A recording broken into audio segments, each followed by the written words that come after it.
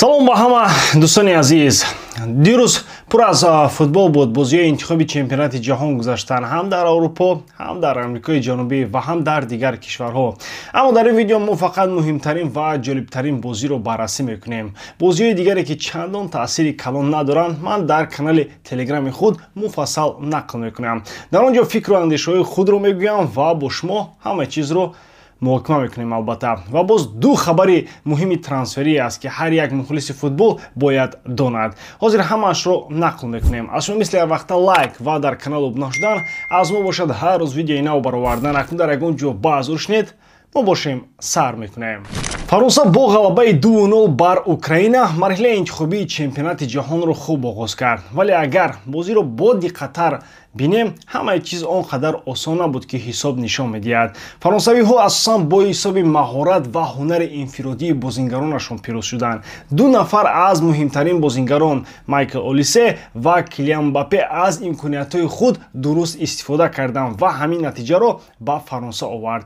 аммо пас аз он ки фаронсавиҳо дар оғози бозӣ хуб оғоз карданду бозиро идора карданд, дар қисми дуюм Украина бозии худро дигар кард, фаъолтар ва ҷасуртар шуд. онҳо чанд маротиба қариб буданд ҳисобро баробар кунанд. як бор тири дарвоза халос кард, як бор дифои фаронсавиҳо ва бозам чанд лаҳзаи хатарнок. ин нишон медиҳад ки Украина ҳатто бо шароити вазнин ҳам метавонад ба ҳар дастаи қавӣ мушкилӣ эҷод кунад. фаронса бошад бо тамоми обрӯ ва унвонҳояш бештар ба ситораҳо такя мекунад. бале, Олисе нишон дод ки ҳолати хуби ӯ дар Бавария воқеӣ аст, на тасодуф. ӯ метавонад яке аз силоҳои асосии Дешам шавад. Мбаппе бошад бо собит кард ки бозингарест ки бо як лаҳзаи ҳунар метавонад натиҷаи тамоми бозиро ҳал кунад.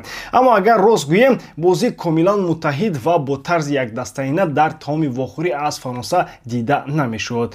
Украина бошад ки маҷбур аст бозии хонагиро дур аз ватан баргузор кунад, бозам рӯи ҷангҷӯёнаи худро нишон дод. дар Вратслав то ин бозӣ онҳо ягон бор мағлуб нашуда буданд. ватану ҳисоби ду зарбаи аниқи фаронсавиҳо ин силсиларо қатъ кард.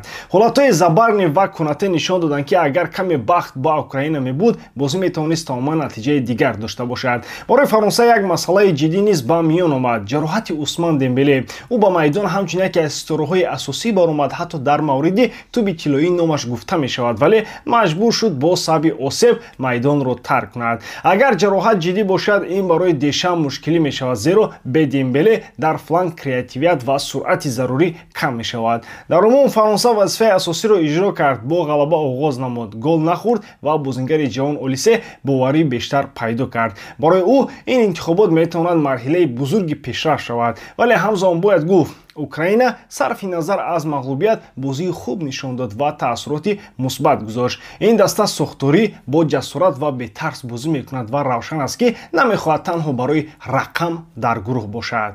дӯстон, имрӯз низ як қатор бозиҳои мунтахабҳо мегузарад ва шумо метавонед ҳар як ин бозиро бо сарпарасти видеои мо ширкати 1x ҷолибтар гардонед. зеро ин ширкат чандин сари сол мешавад ки кору фаъолият дорад ва беҳтарин шароитҳоро фароҳам меорад. танҳо дар мо ва танҳо барои шумо мо промо тайёр кардем бо номи AMG 0777 ки нафароне ки то ҳол регистратсия накарданд метавонанд дар аввалин пардохти худ то ҳаҷми 8000 сомонӣ бонус ба даст оранд. ссилкаи зарурӣ дар комментарияи ин видео. имкониятро аз даст надиҳед.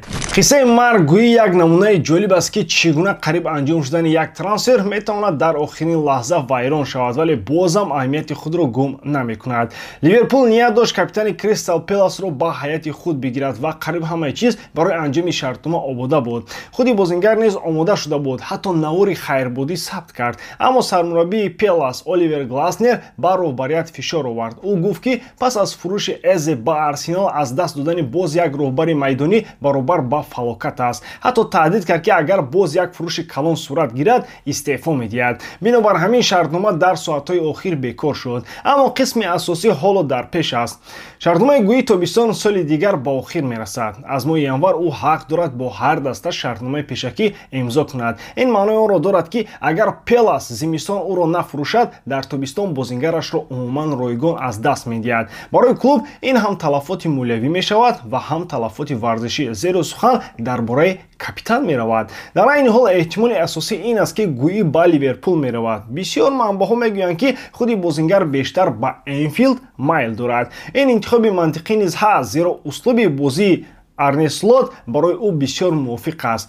Гӯи муҳофизатчии тезу қавӣ аст, хуб бозиро аз қафо оғоз мекунад ва метавонад ё шарики хуб барои Ван Дейк бошад, ё дар оянда ҷои ӯро бигирад. Аммо ногаҳон ду дастаи бузургтарини ҷаҳон Барселона ва Реал Мадрид низ вориди бозор шуданд. Онҳо диданд ки бозингар метавонад ройгон ё бо маблағи кам дастрас шавад ва албатта ин имкониятро аз даст додан намехоҳанд. Савол танҳо дар он аст ки оё воқеан барои ӯ мубориза мебаранд ё танҳо мехоҳанд ба дигарон фишор оваранд. Дар ҳар сурат худи ин хабар аллакай ба ин қисса шавқу ҳаяҷони зиёд бахшид. Барои Барселона гирифтани як муҳофизатчии бо эътимод ҳатмие, зеро ҳоло бисёре аз дифоъҳояш ноустувор ва осебпазиранд. Барои Реал бошад ин бештар масъалаи оянда ва амиқ кардани ҳаят аст, аммо дар ҳар ду ҳолат гӯӣ эҳтимолан нақши асосиро нахоҳад гирифт, чунки дар Испания рақобати дохилӣ хеле баланд аст. Аз нуқтаи назари худи бозингар интихоби дуруст равшан аст. Дар Ливерпул ӯ қариб ки кафолати бозии асосӣ дорад. Дар Испания бошад бештар дар ротатсия мемонад ва имконияти мунтазам бозӣ карданаш кам мешавад.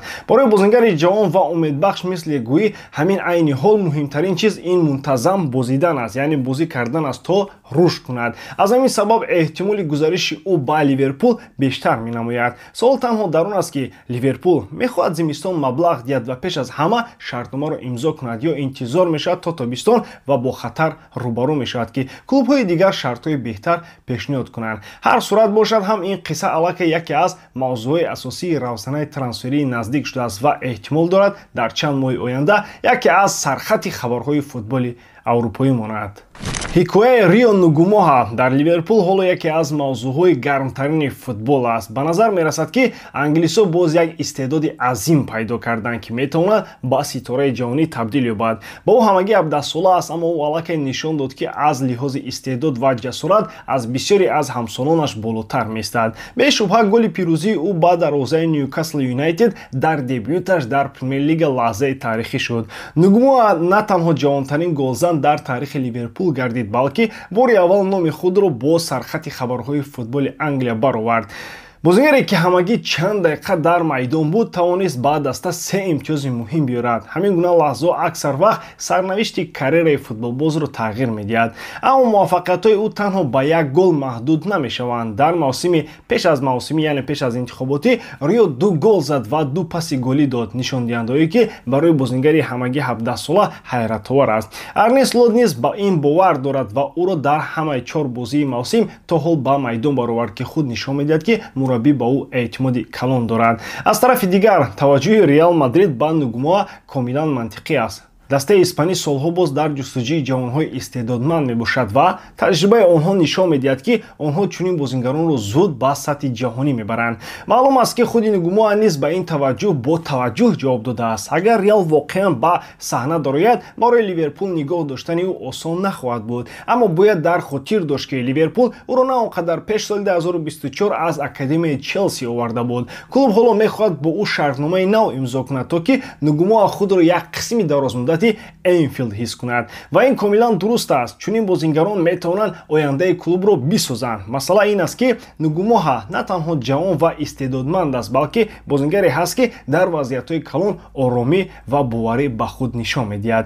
Барои бозингари 17 сола ин хислатҳои хеле камёфтанд. Аз ҳамин сабаб ҳам ӯро истеъдоди навбатии бузург меноманд. Ҳоло савол дар он аст ки Ливерпул то куҷо омода аст барои нигоҳ доштани ӯ қадамҳои ҷиддӣ бардорад. Агар клуб ӯро бо шартномаи дарозмуддат бандад, Нугумоҳа метавонад ба як стуни асосии дастаи оянда табдил ёбад. Аммо агар Реал ё дигар грандҳо ба бозӣ дароянд, ин қисса метавонад ба як сагаи нави трансферӣ табдил ёбад.